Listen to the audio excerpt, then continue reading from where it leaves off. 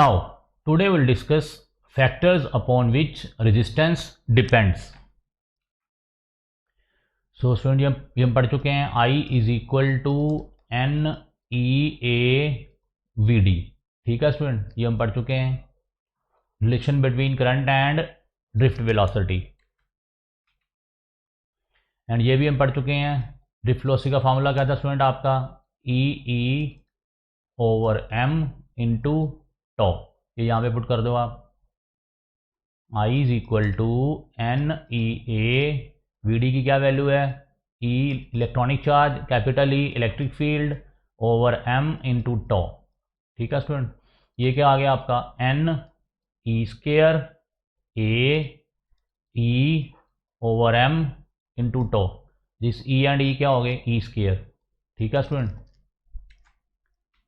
तो क्या आ गया N E square A tau over M, और इलेक्ट्रिक फील्ड का क्या फॉर्मूला था स्टूडेंट वी बाय एल।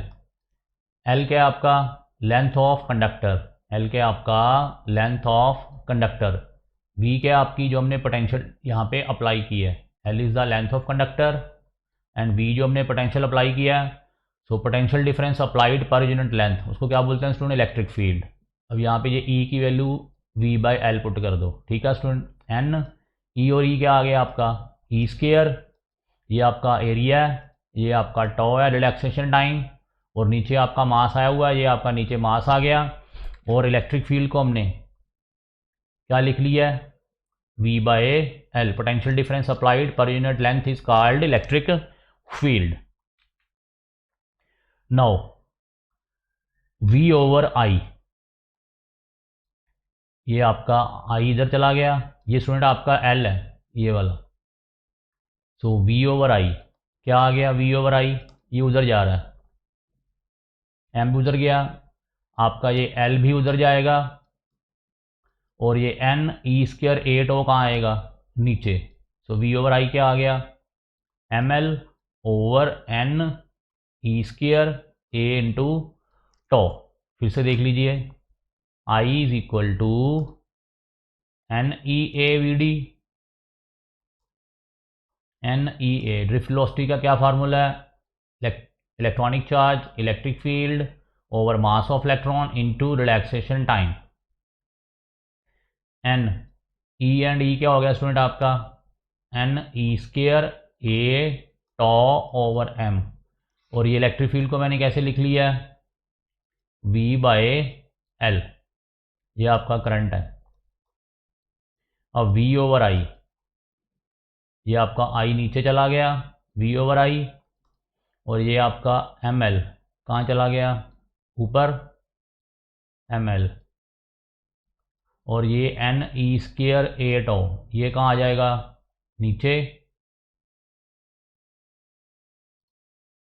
और स्टूडेंट ये मैं आपको पढ़ा चुका हूँ V is equal to I R, तो V ओवर आई क्या होगा आपका रेजिस्टेंस, V ओवर आई क्या होगा रेजिस्टेंस। तो ये क्या फार्मूला आ गया M L N E square A tau. So V over I क्या आ गया आपका रेजिस्टेंस, सो रेजिस्टेंस का क्या फार्मूला आ गया M over N E square A tau, ये वाला student M over N E square A tau into L, ये आपका एल है। ठीक है student, M over N E square tau, ये आपका एल ओवर ए। ठीक है स्टूडेंट, ये आपका रेजिस्टेंस आ गया। सो रेजिस्टेंस का क्या फार्मूला आ गया R is equal to M L over N E square A tau, और हमने क्या किया M over N E square tau A और एल ओवर ए को सेपरेट लिख लिया। स्टूडेंट आपका मास ऑफ इलेक्ट्रॉन क्या है कांस्टेंट, ये नंबर डेंसिटी है, ये भी क्या है कांस्टेंट। ये डिपेंड करेगी कि आपका कॉपर है आयरन है एल्यूमिनियम है, क्योंकि every metal have different number of electrons, different number of ions, different number of electrons, so that's why number density N क्या होगी डिफरेंट। E is a constant electronic charge, area भी क्या होगा स्टूडेंट, यहाँ पे एरिया हम यहाँ पे ले गए हैं, ये एरिया यहाँ पे ले गए हैं। अब टॉ रिलैक्सेशन टाइम भी क्या है वो भी कांस्टेंट है, वो कांस्टेंट क्यों है वो डिपेंड करेगा आपकी पैकिंग एफिशिएंसी के ऊपर कि आपका मेटल कौन सा है, आपका कॉपर है आयरन है, कि इन इलेक्ट्रॉन्स की जो इलेक्ट्रॉन डिस्ट्रीब्यूट हुए हैं और इन आयंस की पोजीशन कहाँ पे है, क्योंकि जो इलेक्ट्रॉन का फ्लो है किसके ऊपर डिपेंड करेगा, इन आयंस की पोजीशन के ऊपर, क्योंकि कोलिजन होनी है। अब इन आयंस की पैकिंग कैसे है वो किसके ऊपर डिपेंड करेगा, मेटल के ऊपर, कि हमने मेटल कौन सा लिया हुआ है, कॉपर का है, आयरन का है, जिंक का है। So every metal have different relaxation times. ये किसके ऊपर डिपेंड कर गया, मेटल के ऊपर। इसका मतलब टॉ भी क्या आ गया, कांस्टेंट। तो ये सारी क्वांटिटी क्या है, m/n e² टॉ, ये क्या है, कांस्टेंट। और कंडक्टर का क्या आ गया, लेंथ एंड एरिया, जो हम चेंज कर सकते हैं। लेंथ बड़ी ले सकते हैं, छोटी ले सकते हैं, एरिया भी बड़ा ले सकते हैं, छोटा ले सकते हैं कंडक्टर का। लेकिन जो इनकी पैकिंग एफिशिएंसी है टॉ ई, वो कांस्टेंट है। मास ऑफ इलेक्ट्रॉन भी ऑलवेज कांस्टेंट। आपको पता मास ऑफ इलेक्ट्रॉन 9.1 इंटू 10⁻³ किलोग्राम। और ई इलेक्ट्रॉनिक चार्ज कितना है, 1.6 इंटू 10⁻⁻19 कूलम। नंबर डेंसिटी किसके ऊपर डिपेंड करेगा कि आपका मेटल कौन सा है। और टॉ किसके ऊपर डिपेंड करेगा कि जो आयंस हैं उनकी पैकिंग कैसी है, मीन्स वो भी किसके ऊपर डिपेंड करेगा, मेटल के ऊपर। अब किसको हम छेड़ सकते हैं, लेंथ और एरिया को। ये कांस्टेंट नहीं है, तो ये सारा फैक्टर क्या आ गया स्टूडेंट आपका, कांस्टेंट। ये क्या आ गया, कांस्टेंट। तो इस कांस्टेंट को हमने किसके साथ रिप्रेजेंट कर दिया, रोहो के साथ। इसको बोलते हैं रोहो। ये सिंबल है रोहो का, RHO, ग्रीक वर्ड है स्टूडेंट ये रोहो। सो रो की क्या वैल्यू आ गई, m/n e² toe.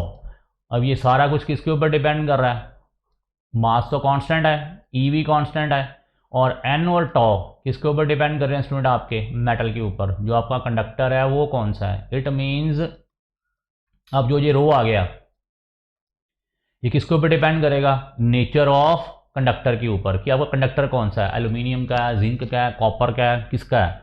So row is a, किसके ऊपर डिपेंड कर गया, मटेरियल प्रॉपर्टी के ऊपर। किसके ऊपर डिपेंड कर गया, मटेरियल प्रॉपर्टी के ऊपर। इस सारे कांस्टेंट को m/n e² टॉ को मैंने किस सिंबल के साथ रिप्रेजेंट कर दिया, रो के साथ। तो क्या फार्मूला आ गया, R इज इक्वल टू, इसको तो मैंने रो के साथ रिप्रेजेंट कर दिया, ये क्या L, ये क्या A, this length of conductor, this area of conductor. और आपका फार्मूला क्या आ गया, R is equal to ρL/A। ठीक है student, way row is m/n e² टॉ, ये वाला m/n e² टॉ। एंड इसका नाम क्या है स्टूडेंट, रेजिस्टिविटी और specific resistance of a conductor. ये किसके ऊपर डिपेंड करेगा, कंडक्टर के ऊपर। इसका नाम क्या है, रेजिस्टिविटी और specific resistance of a conductor. क्या नाम है इसका, रेजिस्टेंस है, और इसका क्या आ गया, रो का, रेजिस्टिविटी और स्पेसिफिक रेजिस्टेंस। ठीक है स्टूडेंट। सो रेजिस्टेंस क्या आ गई, directly proportional to length. Resistance क्या आ गई, directly proportional to length and inversely proportional to cross sectional area of conductor. Inversely proportional to cross sectional area of conductor and depends on nature of material. Rho के ऊपर भी depend कर गया, it means resistance भी किसके ऊपर depend कर गई, नेचर ऑफ मटेरियल के ऊपर, कि जो आप कंडक्टर है वो कौन से मटेरियल का बना हुआ है। Resistivity depends upon nature of material and not on the geometrical dimension of the conductor. Student इस फार्मूले में कोई भी आपको m, l या एरिया नजर आ रहा है, नहीं आ रहा। ये जो आपका रो है ये सारा का सारा किसके ऊपर डिपेंड कर गया,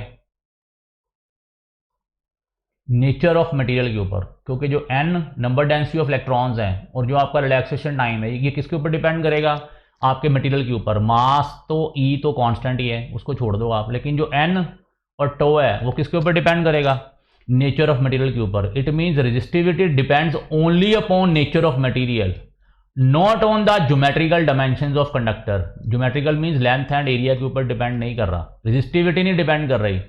लेकिन स्टूडेंट रेजिस्टेंस क्या है, रेजिस्टेंस आपका लेंथ के ऊपर भी डिपेंड कर रहा है, एरिया के ऊपर भी डिपेंड कर रहा है, मतलब ज्योमेट्रिकल डायमेंशंस के ऊपर डिपेंड कर रहा है, और ये रो के ऊपर भी डिपेंड कर रहा है, मीन्स नेचर ऑफ मटेरियल के ऊपर भी डिपेंड कर रहा है। लेकिन जो ये आपका रेजिस्टिविटी है वो सिर्फ किसके ऊपर डिपेंड कर रहा है, नेचर ऑफ मटेरियल के ऊपर, ज्योमेट्रिकल डायमेंशंस के ऊपर डिपेंड नहीं कर रहा। This is a important concept. ठीक है स्टूडेंट, कि रेजिस्टेंस किसके ऊपर डिपेंड कर रही है और रेजिस्टिविटी किसके ऊपर डिपेंड कर रही है। सो नेक्स्ट आ गया आपका law of resistance.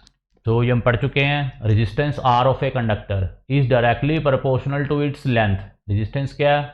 Directly proportional to length, inversely proportional to area of cross section. R is inversely proportional to area of cross section. R is inversely proportional to 1/a। Depends upon nature of material. Nature of material मतलब rho आ गया, किस किस के ऊपर depend कर गया? Length के ऊपर, एरिया के ऊपर, नेचर ऑफ मटेरियल के ऊपर और टेम्परेचर के ऊपर भी। स्टूडेंट ये मैं आपको बाद में बताऊंगा कि ये टेम्परेचर के ऊपर कैसे डिपेंड कर रहा है। सो रेजिस्टेंस किसके ऊपर डिपेंड कर गई? 4 फैक्टर के ऊपर, लेंथ के ऊपर, एरिया के ऊपर, मटेरियल के ऊपर और टेम्परेचर के ऊपर। लेकिन यहाँ पे हम पहले 3 पॉइंट ही लेंगे। From the first 3 points living temperature for the time being. Time being के लिए आप टेम्परेचर वाला इफेक्ट अभी छोड़ दो, ये बाद में देखेंगे। सो रेजिस्टेंस क्या आ गया?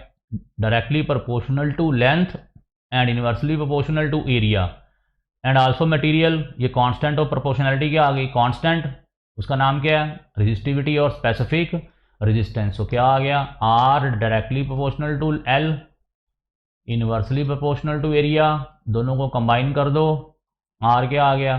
L/A। अब इस प्रोपोर्शनैलिटी कांस्टेंट को हटा दो, किसके साथ उसको कर दो? किसी कांस्टेंट के साथ। उस कांस्टेंट का क्या नाम है?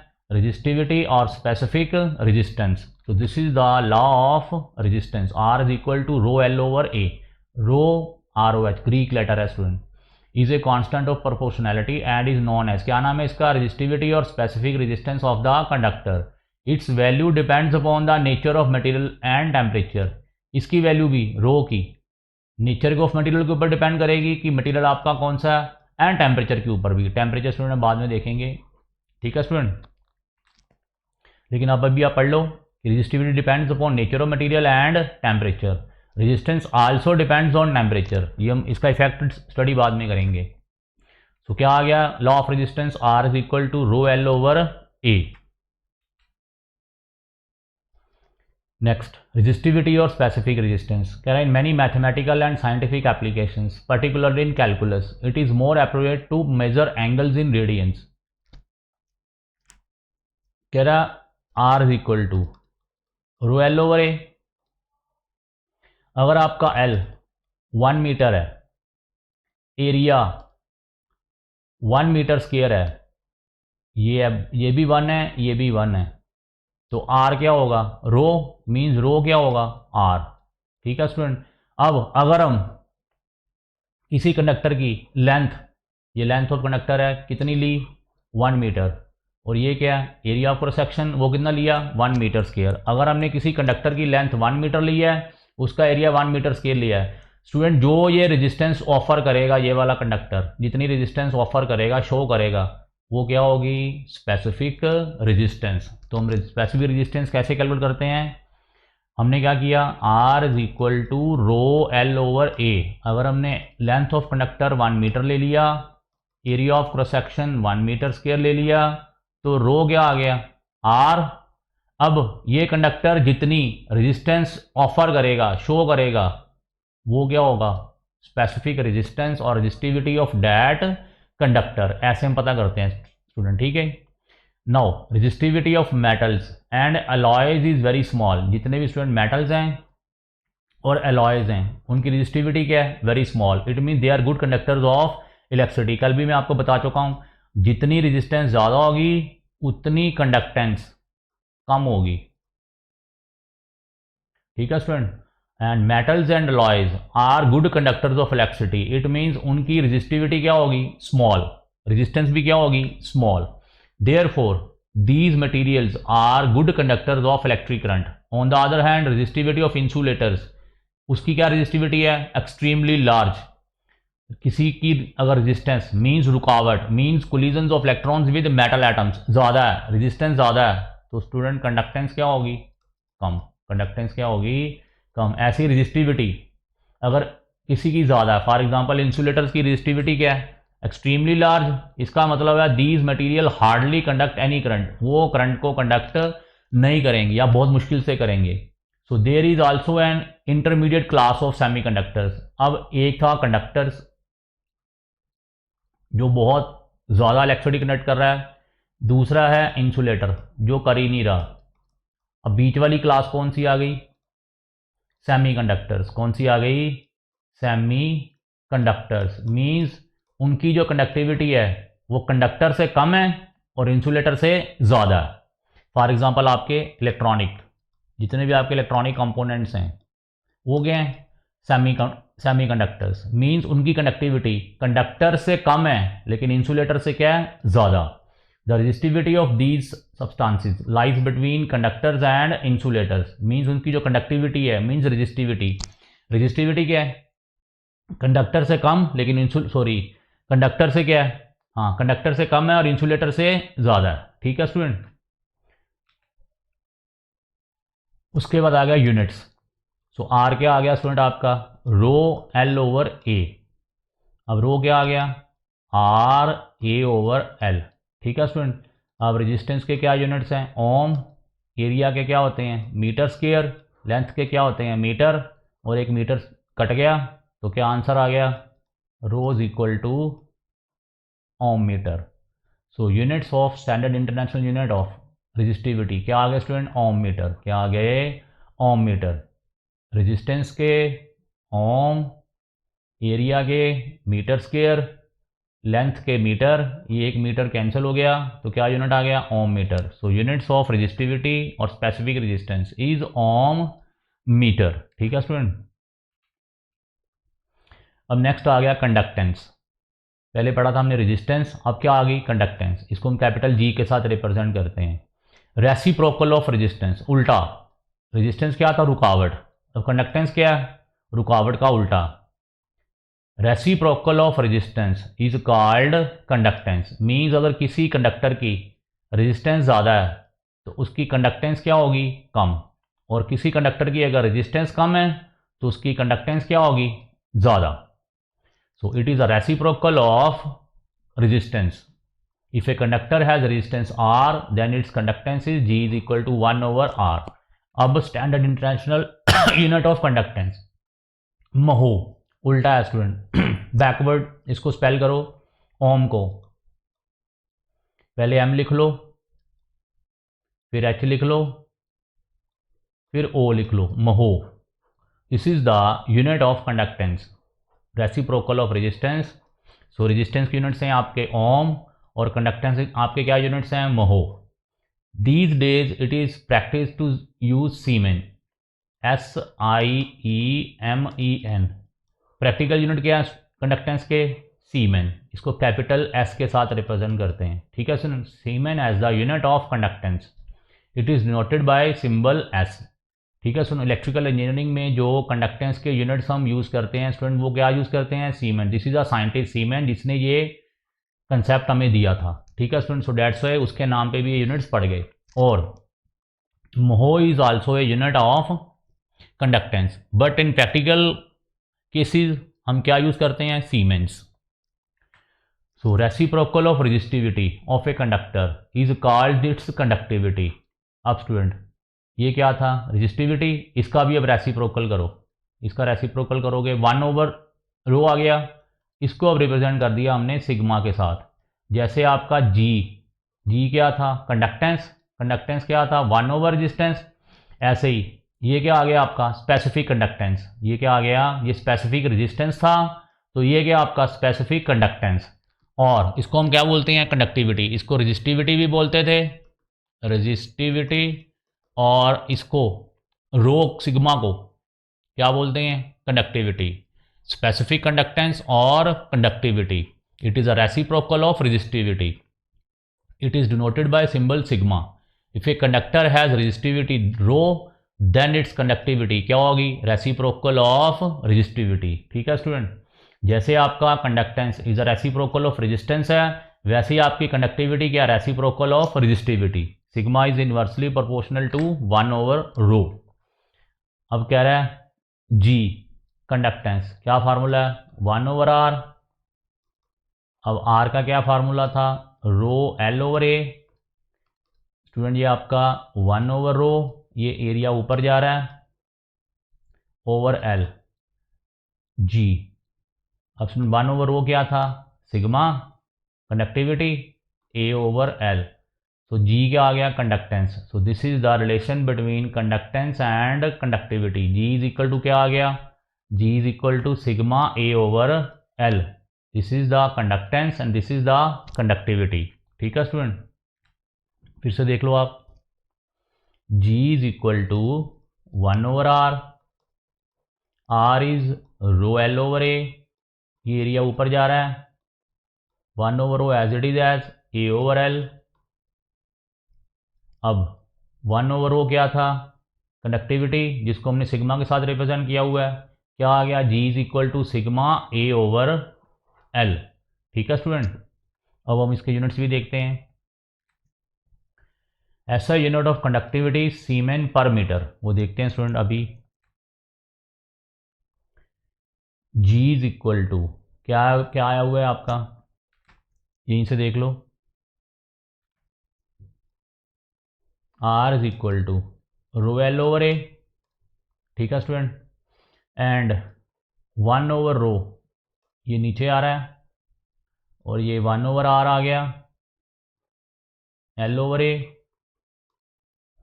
अब 1 ओवर आर क्या है आपका, सीमेन, लेंथ के क्या हैं मीटर, एरिया के क्या हैं मीटर स्क्वायर।